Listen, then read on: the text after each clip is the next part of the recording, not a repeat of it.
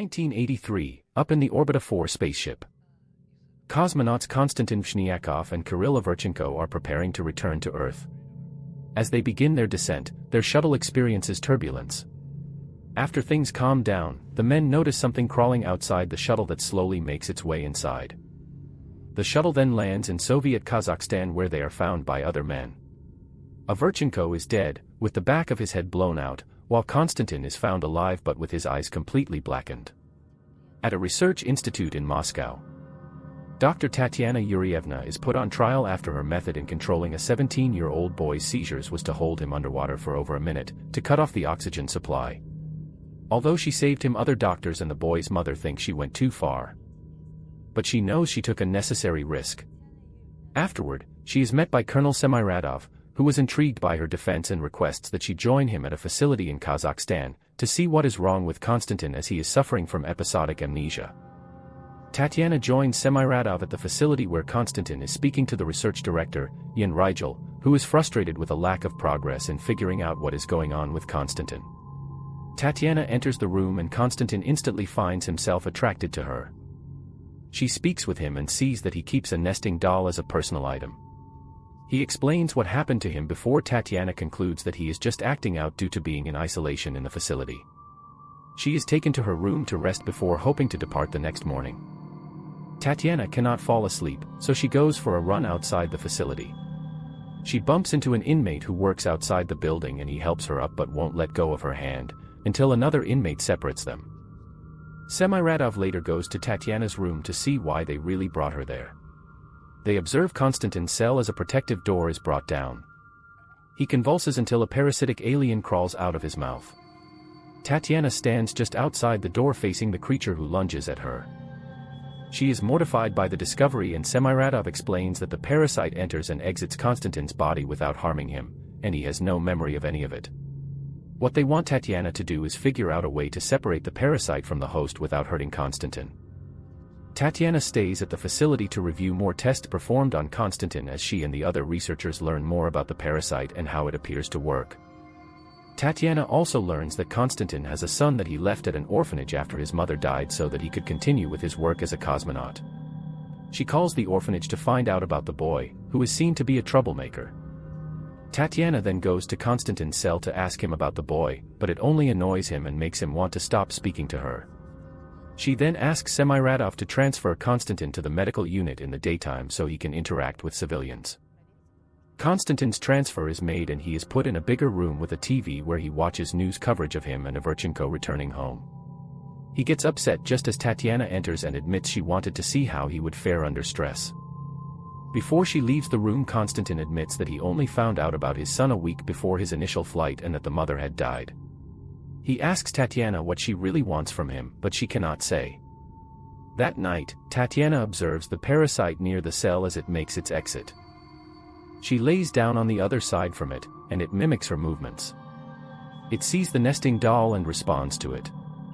Tatiana puts on a protective suit and is allowed to enter the cell. She places the doll down, and the parasite wraps itself around the doll. When Tatiana tries to touch the parasite, she slips on its mucus, and the creature grabs her by the leg. The other scientists enter to pull Tatiana away, with her leg being injured from the attack.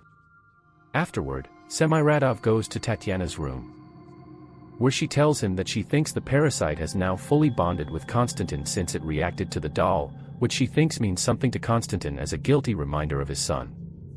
She suggests that Konstantin be moved to Moscow for proper research. But Semiradov admits that he has not even informed the higher-ups of Konstantin's condition and that he lies to them about his condition to continue keeping him there. Tatiana goes to Rigel for help in getting Konstantin out of the facility and over to Moscow so he can get the help he needs.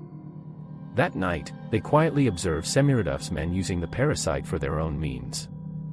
They witness the soldiers bringing in an inmate into a cell where they wait for the parasite to exit Konstantin's body and then tear the head off the inmate.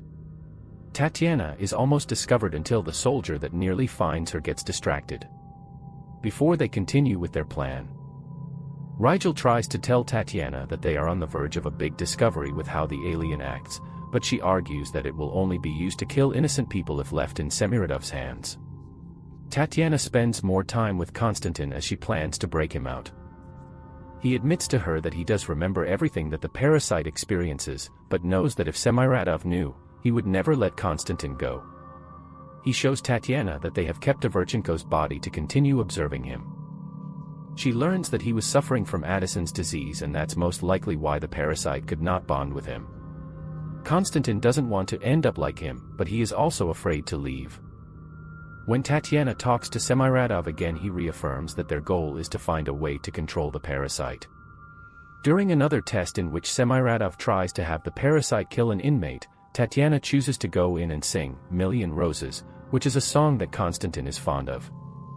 The parasite responds to it by remaining calm, indicating that it indeed does possess some of Konstantin's memories. Rigel is impressed at the creature's development, but the moment is ruined when it spots the inmate that it was supposed to feed on, and it proceeds to do just that. Semiradov then approaches a horrified Tatiana and learns that Konstantin still cannot fully control the parasite, so Semiradov will keep her there until that goal is achieved. Later that evening, Tatiana and Rigel commence their breakout of Konstantin. Although he is reluctant to go with them at first, Tatiana convinces him and he leaves with her. Semiradov finds out and orders his team to go after them. He finds Rigel calling for help and executes him. As they are cornered by gunmen, Konstantin finally achieves control of the parasite and uses it to kill the soldiers. Tatiana and Konstantin get away, but Semiradov shoots the parasite, which Konstantin can feel. As the day comes, Semiradov catches up to Tatiana and Konstantin with his men. He attempts to subdue Tatiana, but Konstantin controls the parasite to kill the soldiers and then tear off half of Semiradov's head. Moments later, the parasite finally dies. Konstantin is okay, but as authorities are preparing to arrive, he has one final moment with Tatiana before he shoots himself dead to avoid any further containment. Tatiana is left devastated by the ordeal. The film concludes with Tatiana going to the orphanage to adopt Konstantin's son. Thanks for watching. Remember to subscribe and turn on notifications for more videos like this. See you later.